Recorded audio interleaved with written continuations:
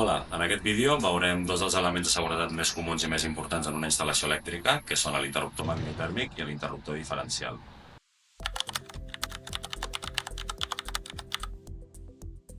L'interruptor magnetotèrmic i el diferencial es troben en el quadre elèctric. Llavors el primer que hauríem de fer és localitzar el quadre elèctric. En aquest cas és un quadre de fotovoltaica, però també hi ha aquests elements en el quadre de vivenda.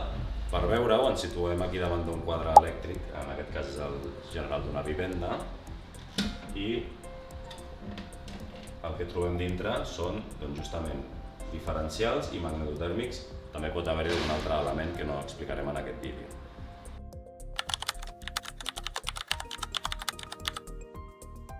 Un interruptor diferencial és un element de seguretat que protegeix a les persones de contactes elèctrics.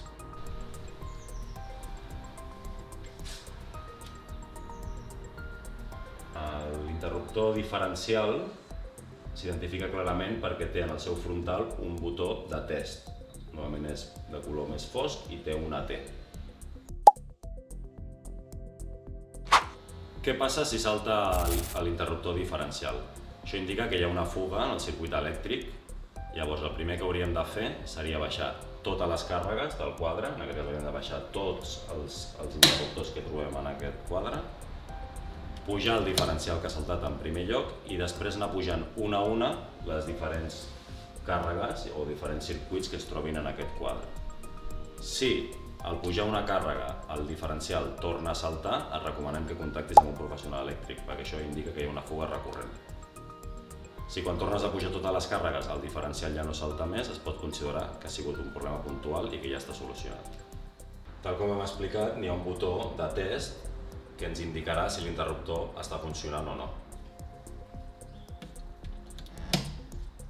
Si pitgéssim aquest botó i el diferencial salta, com en aquest cas, vol dir que el diferencial està en bones condicions. Si no saltés, indicaria que el diferencial no està funcionant i hauries de contactar amb un professional. Aquesta maniobra és una de les maniobres que es du a terme en un manteniment.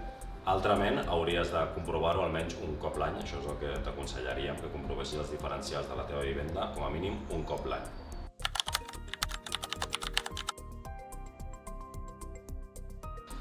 Un magnetotèrmic és un element de seguretat que protegeix els equips i els cables de sobrecàrregues i sobreintensitats. El magnetotèrmic no té aquest botó i sol tenir una palanca frontal que ocupa tot el dispositiu. Per què salta un magnetotèrmic? Un magnetotèrmic podria haver saltat per una sobrecàrrega o per un curtcircuit. El que hauries de fer és baixar tots els elements de seguretat del quadre elèctric i després procedir a rearmar-los un per un.